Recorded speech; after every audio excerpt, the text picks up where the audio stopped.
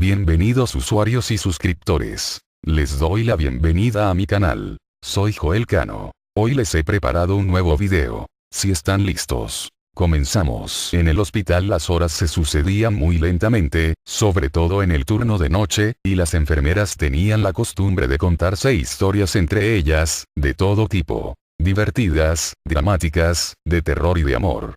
Pero eran las historias de terror las que preferían las novatas.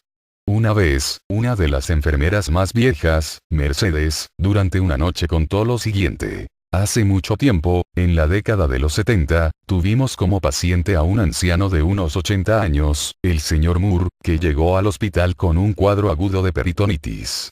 Lo operaron de urgencia y en esa misma operación descubrieron que sus tripas estaban carcomidas por el cáncer. Los doctores cerraron la herida y luego lo pusieron en la sala del pabellón 3, donde generalmente van a parar los pacientes que ya no tienen más remedio. Nadie quería atender al señor Moore. Las drogas y el dolor lo habían vuelto loco. Era muy agresivo y mordió en varias ocasiones a las enfermeras más distraídas. Lo ataron a la cama, pero aún así trataba de mordernos si nos acercábamos demasiado. Sus dientes castañeaban en el aire y aún recuerdo ese ruido escalofriante que hacían al chocar entre sí. Tic tic tic tic. Una noche, escuché el timbre de uno de los pacientes y al ver el tablero me di cuenta que se trataba de la habitación de Moore.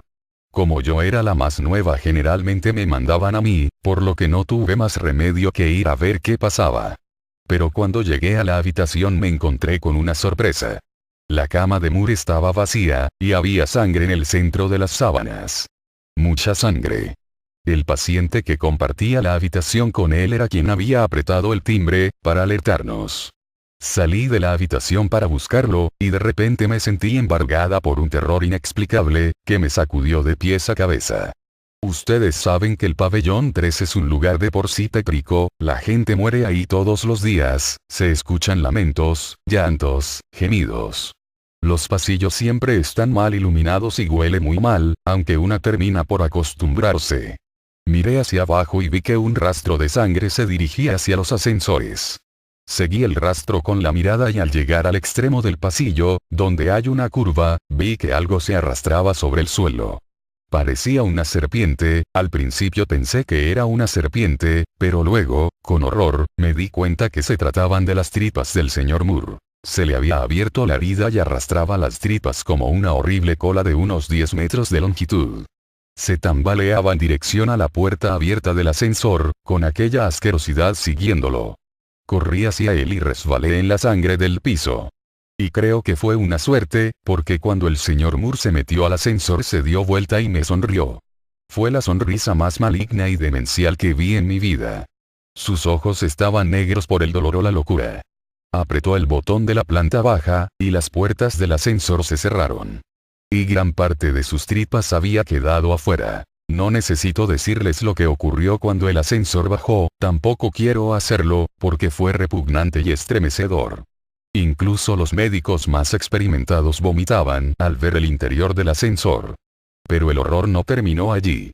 Al cabo de una semana de haber muerto el señor Moore, una enfermera dijo haber visto a un anciano caminando por el pasillo del pabellón 3, con las tripas siguiéndolo como un rabo. La enfermera renunció algunos días después, y el mito del fantasma del señor Moore quedó, aunque nadie volvió a verlo. Apenas la enfermera Mercedes terminó de contar esto, una de las novatas señaló con cara de espanto hacia el pasillo. Allí, a través de la puerta entreabierta, podía verse un intestino largo y ensangrentado, que con lentitud de gusano se arrastraba sobre el suelo en dirección a los ascensores.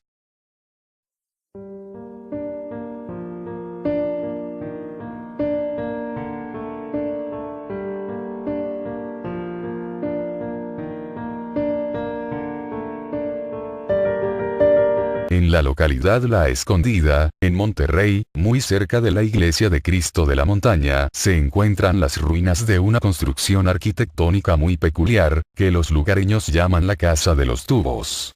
No solo resalta por su singular estilo, sino porque se cuenta una leyenda en torno a ella.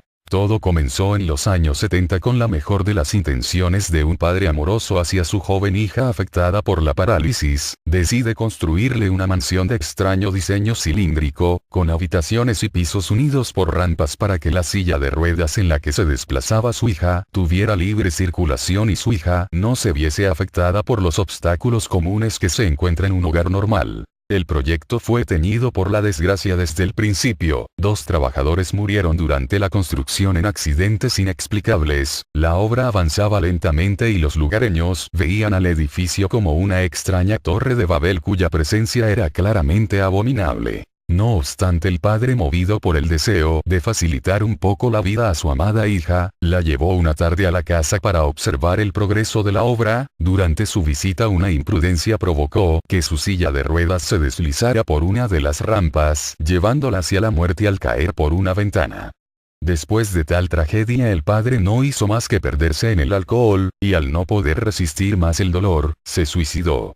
La obra se detuvo y la casa fue abandonada a medio construir. Aún así, han ocurrido en ella una cantidad considerable de desgracias, visitantes muertos, pactos suicidas dentro de ella, accidentes fatales. Y lo más espeluznante, los gemidos de angustia que se escuchan todas las noches en los alrededores de la casa pertenecientes al fantasma de la niña que en ella murió, hacen de la casa de los tubos un lugar del cual hablar hasta el día de hoy.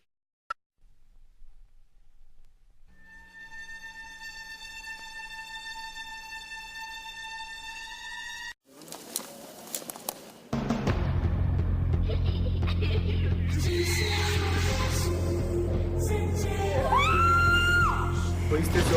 Ese sí. La Casa de los Tubos, ubicada en la colonia Country La Escondida en Ciudad Guadalupe, es escenario de múltiples relatos y leyendas misteriosas. En esta ocasión, Nancy Salinas, Briana Garza y Horacio Gutiérrez intentaron constatar lo que ahí ocurría, y esto fue lo que sucedió. Para poderlo espantar con la otra mano. ¿Oíste? ¿Oíste eso? Ese sí. No, ¿Oíste? Piedrita, sí. Esa era una piedra. Pero deja tú, o sea, están abajo, no es de que caiga, sino que se oye como que patean la piedra. Los fenómenos aparentemente comenzaron a salirse de lo normal. ¿Qué fue? ¿Qué fue? Dale para adentro.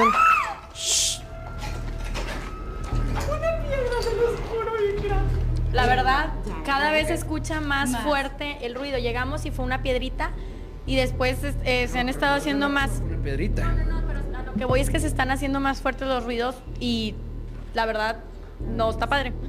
Ruidos extraños comenzaron a escucharse, sonidos que daban la apariencia de gritos. Dios mío, se escuchan ruidos. ¿Escucharon? ¿Oíste? Sí. Sí. Ok, ese fue el grito de abajo, ¿verdad? Pero lo más impresionante fue que nuestra compañera Nancy Salinas captó una extraña silueta que daba la apariencia de una fantasmagórica mujer.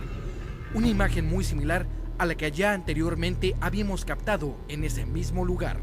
Pero además, en esta fotografía aparece algo extraño que dejamos a su criterio, su interpretación. ¡Corre! ¿Oíste? Sí, Otra vez ahí en ese cuarto. No me dejen sola. Cuidado. No corras, chico. No corran. La Casa de los Tubos, un lugar de leyenda que seguirá formando parte de los archivos insólitos de casos de misterio. Y así concluye este episodio. Espero que haya sido de su agrado. Y por el momento es todo. Me despido, soy su amigo Joel Cano. Hasta otro próximo video.